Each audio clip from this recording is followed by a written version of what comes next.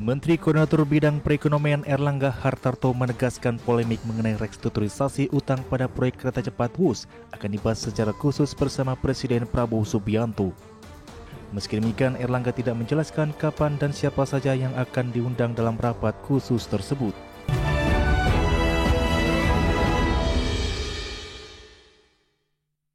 Kembali bersama kami, pemirsa. Menteri Koordinator Bidang Perekonomian Erlangga Hartarto menegaskan polemik mengenai restrukturisasi utang proyek kereta cepat WUS akan dibahas secara khusus bersama Presiden Prabowo Subianto.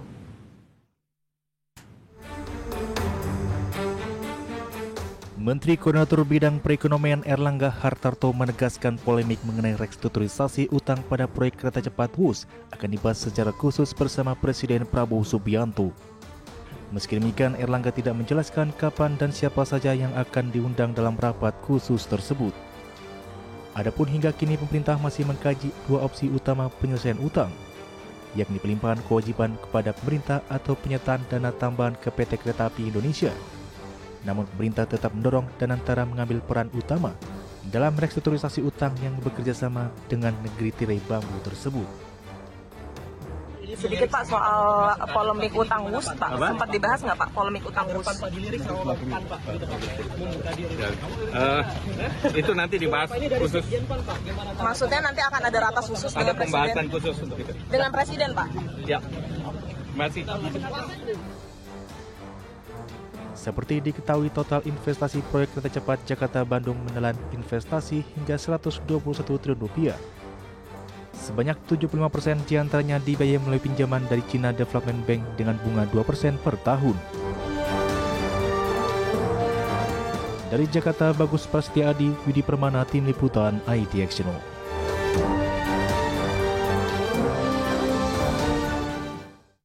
Pemirsa, Menteri Keuangan Purbaya Sadewa membenarkan pernyataan Presiden RI ke-7 Joko Widodo terkait proyek kereta cepat Jakarta-Bandung yang tidak semata-mata untuk mencari keuntungan, melainkan menjadi investasi sosial jangka panjang bagi masyarakat.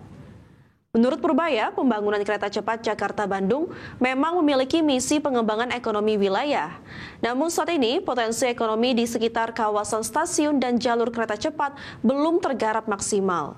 Nantinya, jika potensi ekonomi di kawasan tersebut sudah tergarap, dampak ekonominya akan lebih terasa kepada masyarakat.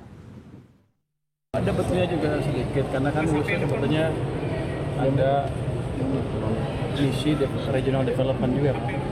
Tapi yang regionalnya belum dikembangkan, mungkin di mana ada pemberhentian di sekitar jalur WUS supaya ekonomi seperti itu mungkin dikembangkan ke depan. Jadi enggak. Ya, sebelumnya pemirsa, Presiden Indonesia ke-7 Joko Widodo menyebut proyek kereta cepat Jakarta-Bandung untuk mengatasi kemacetan di Jakarta dan Bandung, sekaligus meningkatkan produktivitas masyarakat, dan Jokowi menolak jika ada yang beranggapan WUS mengalami kerugian. Terkait polemik utang WUS yang kian membengkak, Jokowi menyebut utang tersebut bisa berkurang seiring berjalannya waktu.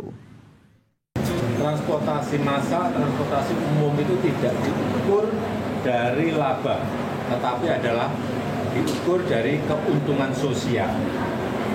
Social return on investment. Apa itu? Misalnya pengurangan emisi karbon,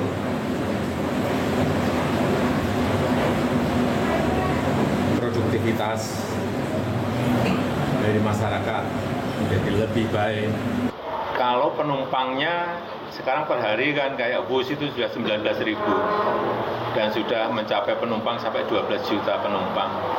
Itu kalau setiap tahun naik orang berpindah, ya kerugiannya akan semakin mengecil. Komisi Pemberantasan Korupsi mulai selidiki dugaan korupsi kereta cepat Jakarta-Bandung atau WUS. Sementara itu, mantan Menko Polhukam Mahfud MD mengaku siap jika dipanggil KPK untuk memberi keterangan terkait dugaan korupsi kereta cepat. Komisi Pemberantasan Korupsi mengungkap sudah memulai penyelidikan terhadap dugaan korupsi kereta cepat Jakarta-Bandung atau WUS. KPK bahkan sudah sejak awal tahun 2025 mengumpulkan informasi dan data untuk membangun konstruksi perkara ini. Perkara tersebut saat ini sedang dalam tahap penyelidikan di KPK.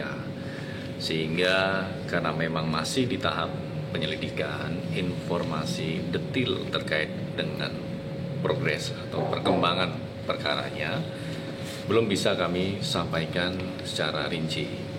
Oleh karena itu, KPK juga terus mengimbau kepada masyarakat siapapun yang memiliki informasi ataupun data yang terkait dengan hal tersebut bisa menyampaikan kepada KPK.